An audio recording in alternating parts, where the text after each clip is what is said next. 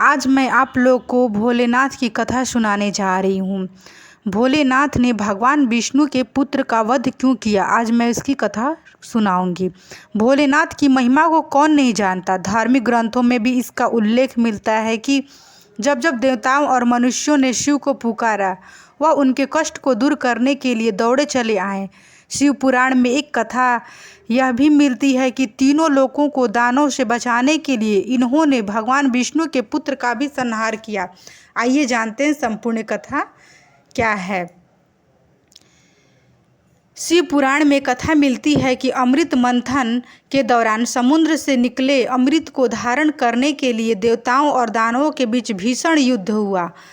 इस पर विराम लगाने के लिए भगवान विष्णु मोहिनी का रूप धारण कर लिए। दानवों ने जब मोहिनी का इतना सुंदर रूप देखा तो वह उस पर मोहित हो उठा।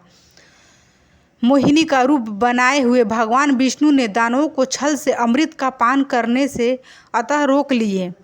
इससे दुखी होकर दानव फिर से देवताओं के साथ युद्ध करने लगे, लेकिन उनकी एक न चली, क्योंकि भगवान तो अमर हो गए थे, इसीलिए वह हार मान गए। अपनी हार देखते हुए देवता पाताल लोक की ओर चल दिए। श्री हरि विष्णु ने भी उनका पीछा किया।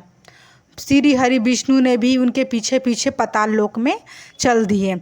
श्री हरि जब दानवों के पीछे पाताल लोक पहुँचे तो उन्होंने देखा कि उनकी कैद में, दानवों के कैद में कई अप्सराएं थीं।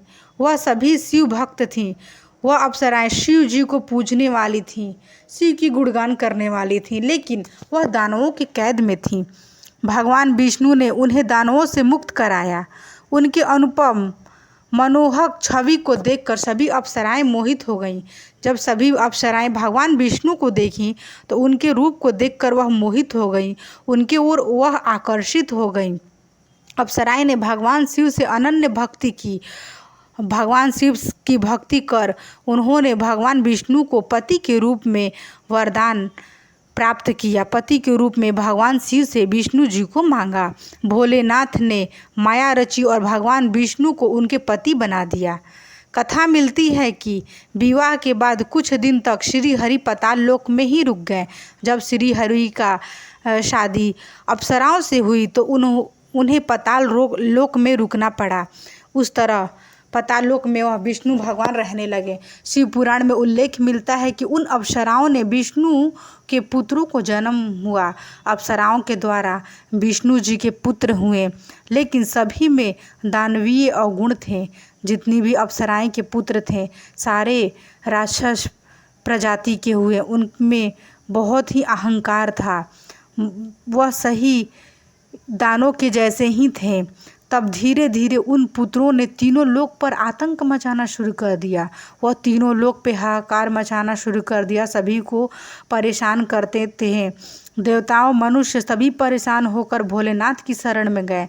अप्सराओं के पुत्र से परेशान होकर सभी लोग भगवान शिव के शरण में गए और भगवान शिव से अपनी रक्षा के लिए भीख मांगने लगे और उनसे प्रार्थना करने लगे कि हे प्रभु, आप हमारी रक्षा करो। आप नहीं करोगे तो कोई नहीं कर सकता है। सभी लोग भगवान शिव को स्मरण करने लगे और उन्हें भजने लगे। भगवान शिव की भक्ति अपरंपार है। भगवान शिव को जो भी पुकारता है भगवान शिव उसकी रक्षा स्वयं आते हैं। देवताओं और मनुष्यों की गुहार पर भोलेनाथ ने वृषभ यानी कि बैल का अवतार धारण किया और पाताल लोक पहुँच गए। जब देवताओं और मनुष्य मिलकर भगवान शिव की गुहार करने लगे, उनसे प्रार्थना करने लगे कि आप हमारी रक्षा करो, तब भगवान शिव ने एक बैल का रूप धारण करके वह पाताल लोक में प्रस्थान किए। इसके बाद उन्होंने एक एक करके भगवान विष्णु के सभी पुत्रों का संहार कर दिया। भगवान शिव ने विष्णु जी के सभी पुत्रों को मार दिए। इस तरह उन्होंने तीनों लोकों को विष्णु के दानवीय पुत्रों से के आतंक से बचाया, जो परेशान कर रहे थे। अप्सराएं के पुत्र और विष्णु जी के जो पुत्र थे उन्हें भगवान शिव ने मारकर तीनों लोक को सुरक्षित कर दिया और उन लोगों के पापों से बचा लिए। इस तरह से भगवान शिव ने अपने कार्य को पूरा किया। शिव पुराण में आगे कथा मिलती है कि जैसे ही भगवान विष्णु को वृषभ द्वारा अपने पुत्रों का संहार की खबर मिली, वह अत्यंत क्रोधित हो गए। जब भगवान विष्णु को पता चला कि उनके पुत्र को भगवान शिव शंकर ने मार दिया, वह बहुत गुस्सा हुए और क्रोध में आ गए। वह भगवान शिव से लड़ने के लिए भी तैयार हो गए कि मैं उनसे लड़ूंगा, मेरे पुत्र की क्यों वध कर दिए। क्रोध में ही वह वृषभ से लड़ने पहुंच गए, लेकिन दोनों ही देवता थे। क्योंकि वह दोनों भगवान थे तो हार किसकी होगी, ये तो नहीं हो सकता था ऐसा, क्योंकि दोनों भगवान हैं। तो लड़ाई का कोई अंत नहीं हो रहा था। दोनों लड़ाई शुरू हो गई दोनों तरफ से, लेकिन लड़ाई का कोई अंत नहीं हो रहा था। तब अप्सराओं ने भगवान शिव से विष्णु जी को उनके वरदान से मुक्त करने की प्रार्थना की। तब अप्सराएं ने भगवान शंकर से प्रार्थना करने लगी, हे प्रभु, आपसे हमने पति होने का वर मांगा था विष्णु जी का, लेकिन आप उन्हें उनके असली रूप में उनको प्रकट कर दीजिए। मैं आपसे वर मांगती हूँ, विष्णु भगवान का असली रूप आप लौटा दीजिए। अप्सराओं की प्रार्थना भगवान शिव शंकर ने सुना। जैसे ही श्री हरि ने अपने वास्तविक रूप में आए, भगवान शिव उनकी प्रार्थना सुनकर श्री हरि का उनका रूप वास्तविक रूप दे दिया। जैसे ही वह वास्तविक रूप में आए तो उन्हें संपूर्ण घटनाक्रम का बोध हुआ। तब विष्णु भगवान को सारी बातों का एहसास हो गया और उन्हें दुख भी हुआ कि मैं भगवान शिव से लड़ रहा था। यह जानकर उन्हें दुख बहुत हुआ। इसके बाद उन्होंने शिव से अपने लोक जाने की आज्ञा मांगी। तब उन्होंने भगवान शिव से क्षमा प्रार्थना कर बोले, हे प्रभु, मुझे अपने लोक में जाने की आज्ञा दे ताकि मैं अपने लोक में पहुंच सकूं और मैं वहां प्रस्थान करूं और वापस जाऊं। तब भगवान शिव शंकर ने विष्णु जी को उनके विष्णु लोक में लौट जाने की आज्ञा दी और विष्णु भगवान शंकर से आज्ञा लेकर वह विष्णु लोक में लौट गए। इस तरह भगवान शिव शंकर और विष्णु जी का हमेशा की तरह प्रेम व्यवहार बना रहा। फिर वह शिव शंकर भी सभी लोगों को मुक्त करके फिर वह कैलाश पर्वत पर अपने आ गए।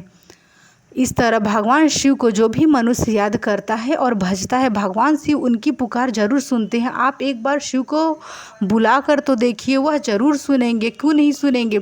समय के लिए आपको देर हो सकती है, पुकार करेंगे, भगवान तुरंत नहीं सुनते हैं, हो सकता है थोड़ा समय लगे, लेकिन आपको भरोसा नहीं हारना चाहिए। भगवान शिव ऐसे हैं कि हर किसी की पुकार सुनते हैं, हर दुखियों को दुख को हरते हैं। भगवान शिव माना जाता है कि भगवान शिव बहुत जल्द प्रसन्न होने वाले देव हैं।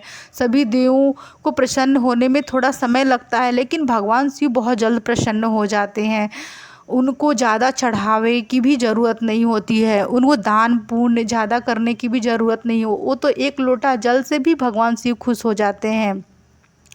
इसीलिए भगवान शिव को जो भी मनुष्यों को कष्ट है वो भगवान शिव को हमेशा एक लोटा जल अर्पित करे, भगवान शिव उसकी पुकार ज़रूर सुनेंगे। यदि आप लोग को यह मेरी वीडियो अच्छी लगी होगी तो लाइक शेयर एंड सब्सक्राइब ज़रूर करिएगा। यदि आप मेरे यूट्यूब चैनल पर नए होंगे तो आप मेरे वीडियो को सब्सक्राइब कर दें और इसी तरह के वीडियो को देखने के लिए मेरे यूट्यूब चैनल पर बने रहें।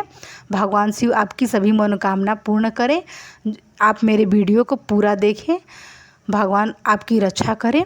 हर हर महादेव भक्तों, धन्यवाद। श्री शिवाय नमस्तुभ्यम का जाप करते रहें, भगवान की पुकार करें, या फिर आप ओम नमः शिवाय का भी जाप करें, या फिर आप महामृत्युंजय मंत्र का भी जाप करें। भगवान आपकी सभी दुख को दूर करेंगे और आपको भगवान सुख देंगे। यह जाप बहुत ही अच्छा होता है, भगवान का नाम लेना चाहिए मनुष्य को, और सभी पापों से मुक्ति पाने के लिए भगवान शिव शंकर का नाम और स्मरण करते रहें। हर हर महादेव।